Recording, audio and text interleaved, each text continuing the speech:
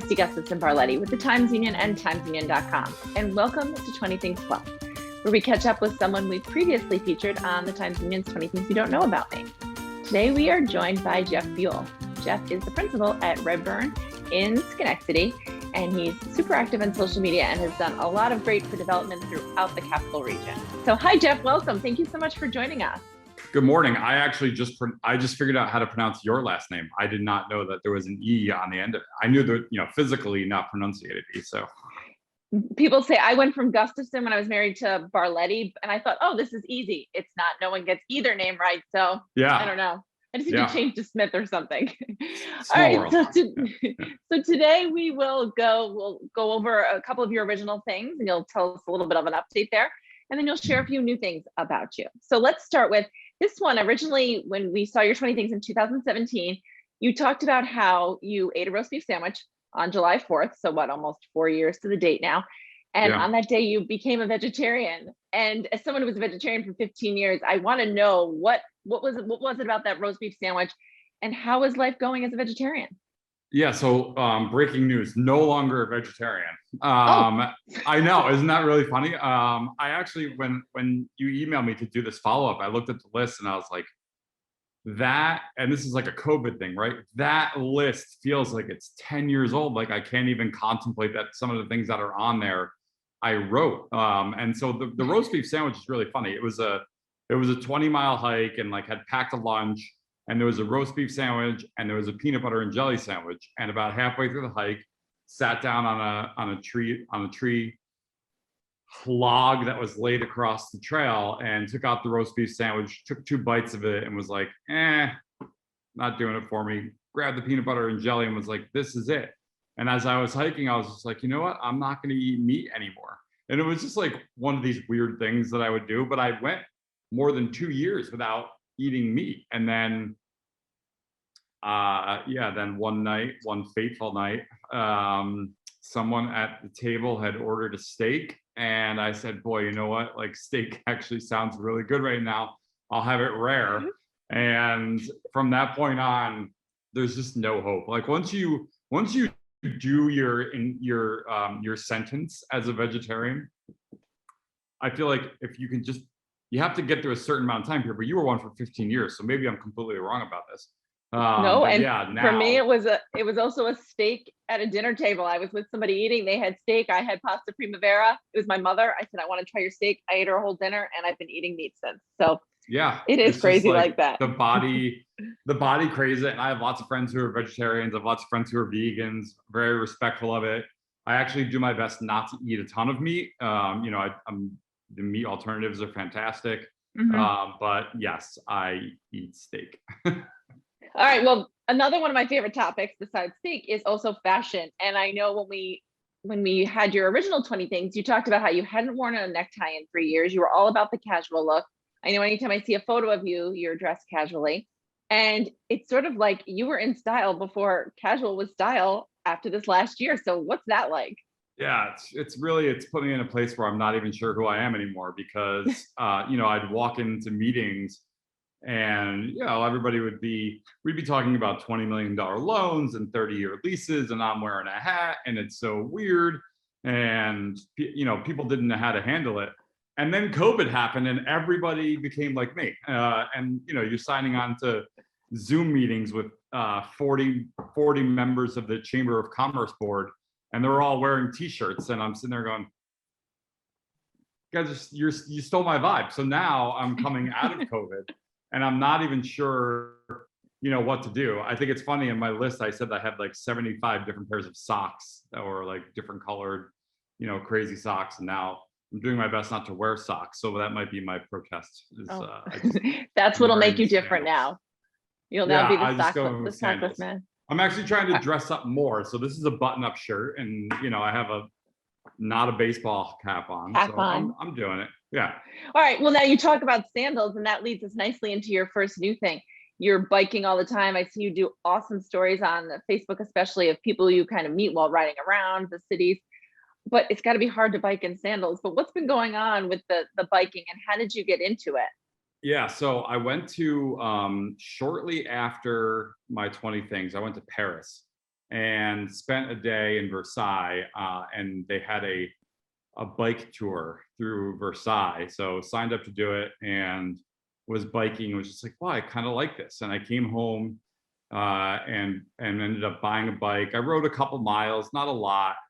And it was the first time I had ridden a bike since I was 12 years old. I got into a bike crash when I was 12. I crashed into Lake Champlain, and like off of a small embankment into the lake. Never rode a bike again. I don't blame you. Yeah, until 2019, and then last year during COVID, I was like, boy, I think I'm going to become a biker, and I did. I ended up doing over 4,000 miles last year after having not ridden a bike for 28 years.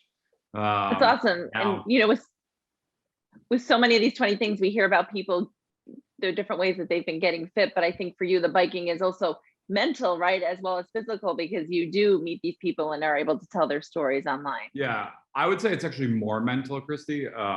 Just every day I find an hour and a half, even though, a lot of days are 12-hour days. I find the hour and a half window that I can to go ride. And, at this point, I can do 30 miles in an hour and a half. So, I'm getting my 30 miles in and feeling okay. And it's one of the best benefits of COVID for me was this incredible habit I picked up. Awesome. Well, now your next one is about work. And of course, the Times Union is my first choice, but we also get the Business Review at my house. And I think I've seen you on the cover of the Business Review more than once in the last year. Yeah, a couple times. With all the great stuff that you've been doing, you and your company are doing around the Capital Region with development, building, and things like that. So what's going on with work? Yeah, we have such a great team here. And, the concept was like, hey, if we merge companies, my company was Sequence, and then I merged with the guys who founded Redburn. If we merge companies, we can become, one of the larger development companies in the region. And then the last couple of years, we've been the largest. And, for me, it's fantastic because it's such a mission-based development team. We're incredibly young. I'm one of the older people on the team.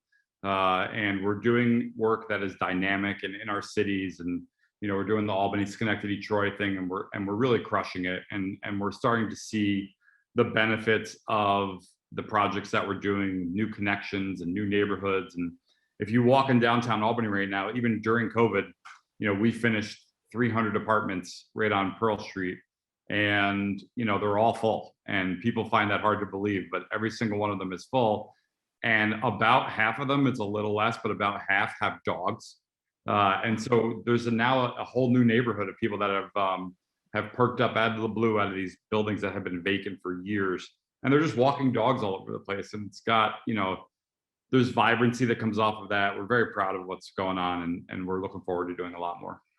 Man, and I guess it's great that you've had a lot of energy, and because you've needed energy throughout COVID to do this, and what I would hopefully be able to now call post-COVID or almost post-COVID. So where did that energy come from, and what is it helping you do? Yeah, so I think post-COVID's great, or at least I think what I'm feeling, and then the people that I'm trying to surround myself with are, we as a community, for the first time since probably World War II, the Great Depression, we went through something as a whole, right? And and not only was it something, but it was basically everyone's worst nightmare. And so I'm trying to find people and work with people and engage with people that are that have the disposition. I went through my worst nightmare and I survived, and so now anything is possible. And when I feel that energy in people, it clicks automatically, and you do a little wink, and you know what you got, and it's off to the races. So in our office for sure, I think the last couple of months have been great because everybody's like, all right, we got through, time to sprint, and the opportunities are coming at us fast and furious. On a personal and a work related place, and it just feels like that concept that you can survive your worst nightmare is not something that we necessarily got to do before. Your worst nightmare would be, well, I didn't make it, and that's it, that's life. And so having gone through something and then proven yourself that you've been able to survive, it's palpable. And I think that if there will be people that are hearing that, so like, yeah, that's how I feel, and like, go find your people, because now's the time. Very cool. Well, Jeff, and I think before we let you go, I want to say that I so encourage people to follow you on social media, on Facebook. I know a lot of your posts are public, and I think a lot of them are inspirational, and you do make people think, sort of like how you're saying with that, the last thing about the COVID energy and everybody having gone through something together. So they can find you on Facebook by searching your name. Or do you do Instagram too? You don't, I right? have an Instagram, but I just, I'm such a, as a journalist, you'll get this, right? Like, it's just, if you love words, you love words. And so for me, and I'm a little older, so like the Facebook crowd is kind of my vibe anyway. So I'm on Instagram, but it's not worth following me. I'm very boring. If you Okay. want something, Facebook is the place to go. And I They can appreciate find the you. kind words. I think that, we're all in this battle together. And I actually made my Facebook page public a couple of years ago. Good. And it's not like it's not a public figure page. I just, like, you can see my Facebook page. I have nothing to hide. Right. And it's like, hey, here I am, and this is who I am. And if you want to be a part of it, like, cool. And if Awesome. if you dislike me, cool too. All right. Well, yes, I definitely encourage people to follow you, because it's like you're regularly telling stories and showing people the community. So thank you again, Jeff. I appreciate you joining us. Awesome. Thanks. Bye-bye. Bye.